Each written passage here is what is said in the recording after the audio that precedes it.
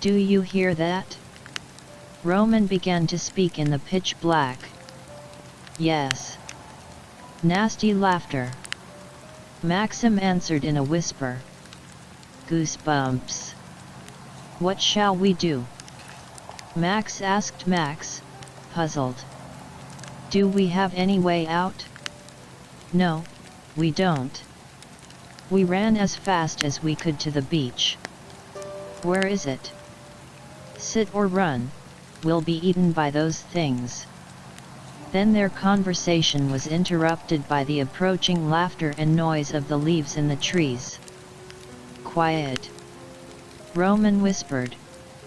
The boys clearly understood that some creatures were galloping over the tops of the trees, laughing with a creepy old woman's laughter. The noise from them grew closer and closer by the minute. Like some monkeys galloping. Whispered Maxim, a joke, which seemed inappropriate. You were right. Roman added. And at that time the noise of trees and disgusting laughter was very close. Shall we run? Max asked. No. Get down in case they don't notice. And Roman was right. These witches galloped through the branches of the trees like monkeys, onward, paying no attention to the boys, as if they had another goal. That's a miss, ew. Max said. In the toilet, it's passing. Roma grinned. Oh, you. So tell me, what do we do now? Those things went that way, and we have to go the opposite way. Makes sense. When we reach the edge of the island, we follow the shoreline and reach our part of the island. Okay. Let's go already, it's creepy here. After this dialogue the boys walked very slowly, trying not to make too much noise, in an unknown direction, in the hope of reaching the shore. They walked, as they thought, for a long time. Max's leg began to ache sharply, apparently the wound had not yet fully healed. Stop, said Roman in a whisper, but sharply, who was walking first. What is it? Stunned Maxim asked. SHH, look, is someone standing there? Roman noticed. The hell knows. Frightenedly answered Max. In front of our travelers, at a distance of 10 meters in a small clearing lit by moonlight, was a man. It was impossible to see who it was and what he was wearing. The boys froze in anticipation of some action on the part of the man standing there. The lost wayfarer did not wait long and turned around. Guys? He asked in surprise. Vanya? They answered together. Yes, that was Ivan standing in front of them. They recognized him by his voice. Roma turned on the flashlight to see if it was really him, and was taken aback. Take away the flashlight. It hurts my eyes. Viciously burst out of his mouth, and Roman sharply turned off the light, but he was able to see the tattered clothes Vanya, bloody hands, no shoes on his feet. He had only one question now, what happened to him? What happened Ivan? Maxim preceded Roman. It's a long story. Those things went that way. He showed his hand in the direction of the movement, where the witches had disappeared from Maxim and Roman. I think they are looking for me. I managed to fight them off. Let's get out of here. I know roughly how to go. For all the day I've spent in this forest. Let's go in general. And the guys, now led by Ivan, set off to walk further through the woods. They decided not to turn on the lanterns, for fear of attracting the attention of the monsters. Vanya walked quickly. Maxim thought that he knew what to do and hoped for his rescue plan, but Roman suspected that something was wrong. Apparently Vanya's abrupt reaction to the light of the flashlight made Roman hesitate. After a 15-minute walk, the guys came to a clearing of some kind, lit by moonlight. Maxim and Roman slowed down, getting wary, while Ivan continued walking at a brisk pace until he reached the middle of the open area, where he abruptly stopped and turned to face the guys.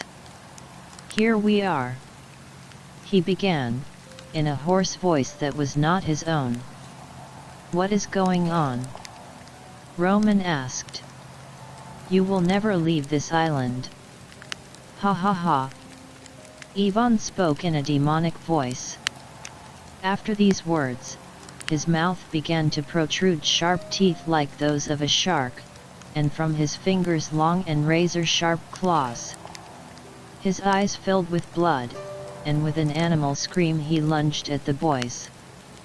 Fortunately the lads had homemade spears with them.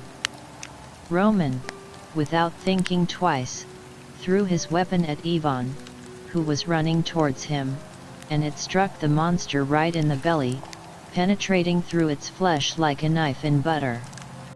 "Run!" shouted Roman. After these words, Maxim and Roman rushed headlong back through the forest, away from the clearing.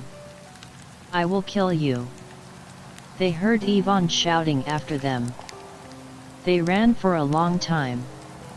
When they were exhausted, both of them collapsed on the ground, forgetting about everything they had just seen, about the fact that the forest was teeming with green-eyed freaks, about Ivan. After catching his breath, Roman began, "What was it?" "It was hardly Ivan. Or maybe they are like vampires, they bite, and then you become one of them? I don't know. SHH, someone's coming." Yes, the noise of the leaves of the bushes and grass could be heard close by. Someone was approaching very swiftly in their direction. "Guys. It's me. Ivan. Where are you?" "Shit. Where had everybody gone?" They heard someone talking to himself. "Yeah, right," whispered Roman, "that's what we believed." They lay down in some bushes so that in Roman's opinion no one could see them. Then the creature came out into the moonlight and was clearly visible. It looked like Ivan, except it was still in tattered rags and it had a bag in its hands. The creature drew an object from it and held it up defiantly. It was a bloody human skull. "Yuck, I'm going to throw up," whispered Max. "Quiet," said Roma. After a moment of standing, this certain creature lowered his hand with the skull down and glanced sharply in the direction where the guys were lying down. "Shit, can it see us?" Max asked in a whisper. "Quiet you," answered nervously Roman. Yes, Maxim, I see you," it muttered with spiteful joy and threw the skull in its hands towards guys. "Here's your Vanya." Ha ha ha ha ha. The creature laughed and staggered slowly towards the lads, pulling the sack forward as if trying to give it to them. Maxim had a spear. He was already ready to let it go. As soon as there were 5 meters between the monster and the guys, the monster threw the sack to the guys. "Here, take your friend," said the creature. The bag landed right in front of Roman's face. It smelled like blood, and there was something in it. "Ugh, it's bones," Roman whispered, faintly. "Look." Maxim shoved him, pointing at the creature standing in the moonlight. The creature plunged its claws into his face, or rather Ivan's face, and removed it, throwing the material aside, and then looked at the guys. It was the same creature that had stolen the boat. It slowly approached the guys, bare teeth and claws, with a great desire to kill them. "Take that, bitch, take that." Maxim, who ran out of the bushes, stuck his spear into the head of the walking monster, which went straight into its mouth and came out through the back of its head. The creature fell to its knees and wheezed. "Ha! Did you get it, beast?" Roman shouted cheerfully. The creature, kneeling, with a spear in its head, stretched its arms toward the guys, no longer posing any threat. "Here, bastard!" Roman kicked it. "Here, bitch!" Maxim joyfully kicked it in the head, causing the creature to fall on its side. Their joy was interrupted by the same monster, with the spear in his head. The creature rose sharply to its feet, its eyes glittering with bright green fire. The creature laughed. The boys began to back away, afraid of the unexpected action, and the creature sliced the spear in the front and back with its claws, and simply pulled the wood left in its mouth with its tongue and spit it out on the ground. "Well, shall we play?" the creature said, laughing viciously. The boys sprinted away, hearing, behind their backs, the creature catch up with them. Breath hitched, legs kicked up. This might be the end. Suddenly, Roman stumbles over some rock and falls sharply face first into the foliage. Silence. The chase is gone. He stood up, looked around, and realized that he was now alone.